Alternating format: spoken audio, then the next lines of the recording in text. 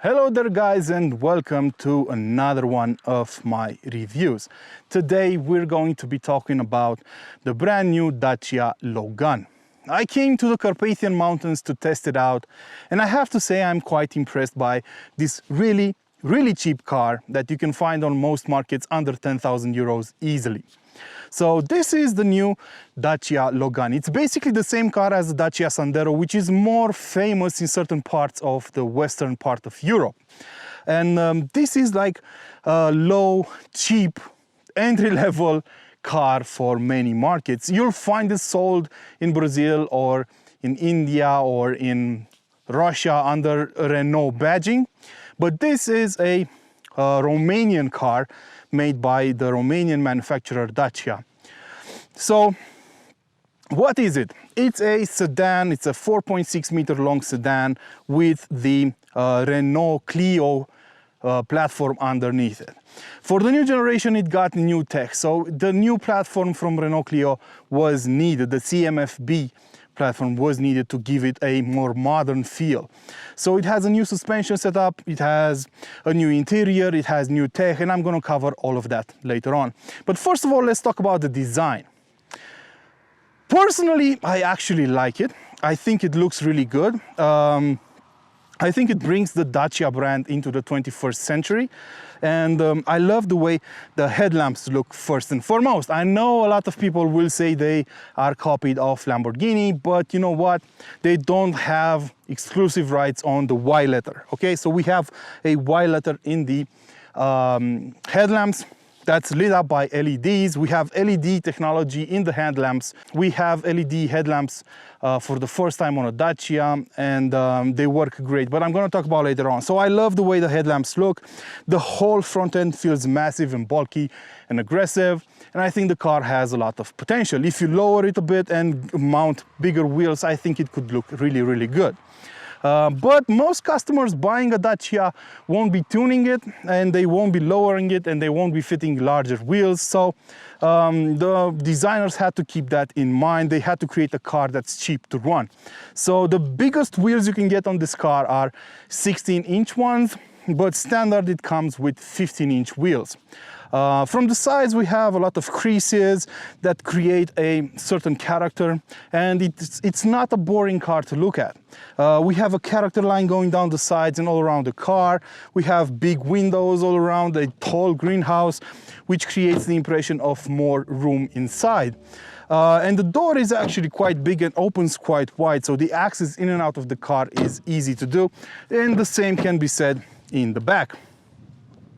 Now, the rear end also have a Y lettering design if you want, and it also the taillights also have the Dacia logo inside. So they look good as well, but the rear end is quite massive, and they had to create a character line down the middle so that it doesn't look like a monolith. And I think that the boot could have been leveled over here, so you could have a sloping line up until here. But I think the engineers and the designers wanted to create a taller boot in order to offer more storage space in the back. So in terms of luggage room, you have 528 liters, about 200 liters more than on the Sandero, and that is important for customers buying this car. Inside the cabin, you really shouldn't expect any luxuries because this is a cheap car, and in order to make a cheap car and make it profitable, you need to cut some corners. So the materials inside aren't of the best quality, but compared to the previous generation models, they are an important step up because this car is built on the same platform as the Clio and the Captur, the Renault Clio and the Renault Captur, and it has some advantages. So we have hard plastics on the doors, on the door panels, up and below. We have hard plastics on the center console. We have hard plastics on the dash. But at least we have a drop of color right here in the middle of the dash, which is this textile material, which can also be found on the door armrests. And you know, it works because it takes away some of the monotony that would otherwise dominate this cabin if this wasn't here. The steering wheel feels nice to the touch and it's decent in size, but you don't get leather upholstery for the steering wheel. on every model. So this only comes on certain models. You can fit a leather-wrapped steering wheel as an optional feature. The gear shift lever is nice and everything. You have these buttons for the HVAC controls, feel very good to the touch. So everything is rather fine. You have an analog instrument cluster with a digital screen right in the middle showing various information, everything you need. The bare minimum is covered. The seats are great too. They offer good support. They aren't the most comfortable in the business, but this is not the most expensive car. It's just okay. So the seats are okay. After about 2 hours behind the wheel, you're going to start feeling some pain, but you know what? Considering how much you paid for the car, that's what you get. This is brand new for a Dacia Logan. This is an infotainment system, and it will vary depending on the level of equipment you get and the optional features you get. So basically, on the base models, you get no screen. All you get is an app that can transform your smartphone into a infotainment system. It's quite clever, and you can hook up your phone over here with a special support. Then you have Media Nav and Media Display as infotainment options. The Media Display version comes with this screen, which is 8 inches in diameter, if I'm not mistaken. And it supports Android Auto and Apple CarPlay with a wire, so a wired connection to those systems. But if you get the Media Nav system, which is 100 euros more, you get European maps embedded in the car's navigation system and wireless Apple CarPlay and Android Auto. So if you want wireless support, I think you should pay 100 euros for it. If not, I mean, I personally would be fine with using a wired connection because I'm gonna have to charge my phone anyway because Apple CarPlay and Android Auto are eating your battery like nothing else out there when you're using the phone with your car on a wireless connection. In the back, actually, there is quite enough room for most people. So the driver's seat is adjusted to my comfortable driving position. I am 6 feet tall and about 250 pounds.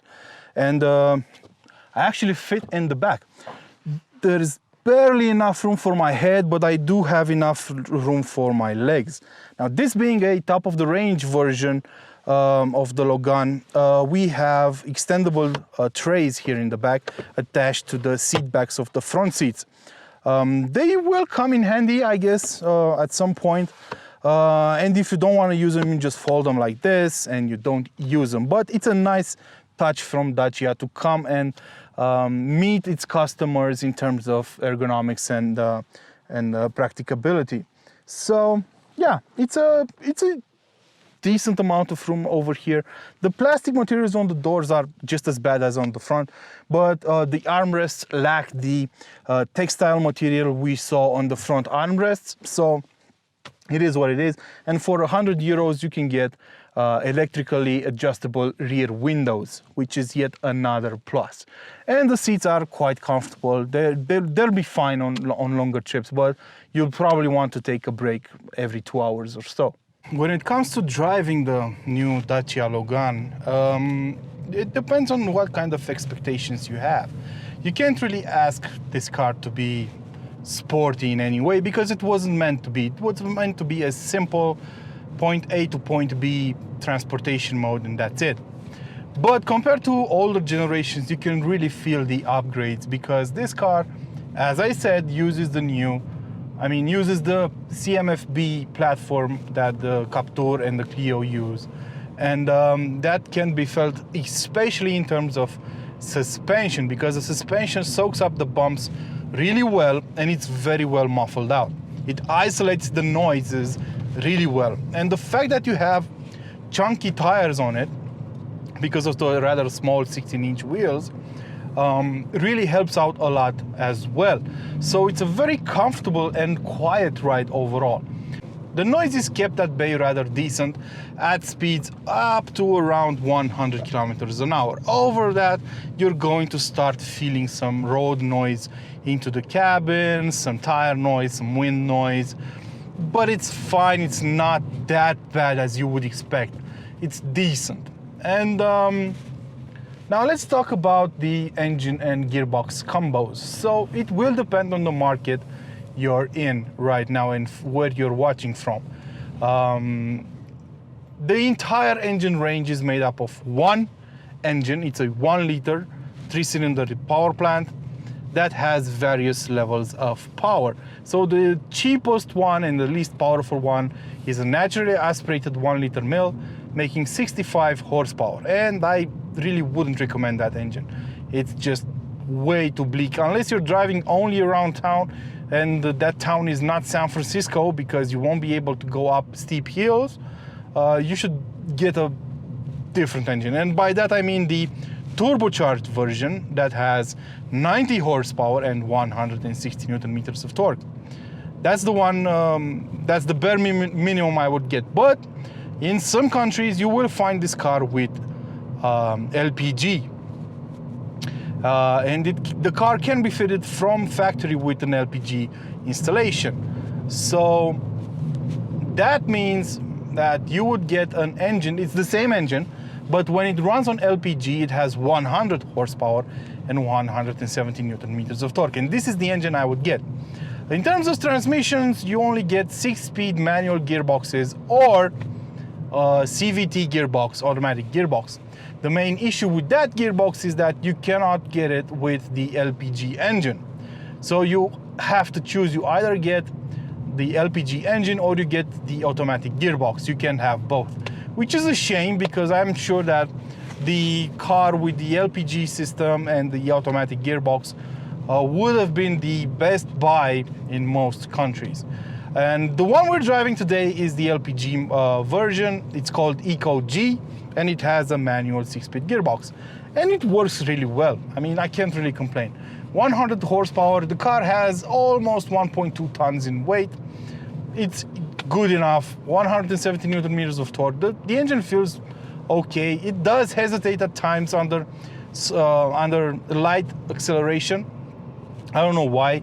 It hesitates from time to time. Sometimes it struggles. But it's not because of lack of power, but mostly because there's something going on underneath the hood. I don't know exactly what. But the gearbox is rather precise. The gearing is close together, and it comes from a Renault, so it's really easy to use. I mean, the whole car is easy to use. You have electric power steering that's really light. You have easy controls. The pedals are easy to use. The brake pedal is very sensitive. The acceleration pedal is sensitive. So this is a very easy car to drive, and around town it will be a breeze. You have good visibility all around, no issues whatsoever. Really, I can't really complain. It's a very cheap car. It won't break any land speed records. It will do 100 kilometers an hour in over 10 seconds in any kind of configuration you get it. And the least powerful one will take almost 20 seconds to do that. But it's fine, really. You don't expect anything more from it. From getting from point A to point B, this is a very good car.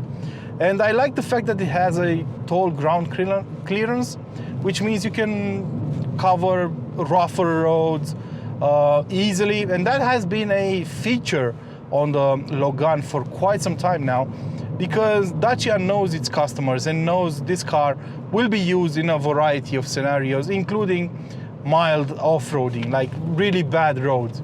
And the parts are very cheap. So this is a car meant to help you out if you're strapped for money. That's the base idea of it. And I think it does a very good job at it. That said, this has been my review of the new Dacia Logan. I hope you guys enjoyed it. If you have any more questions, please don't be ashamed to drop them in the comment section below. I am more than willing to answer them all. Until next time, don't forget to feed your passions. Ciao.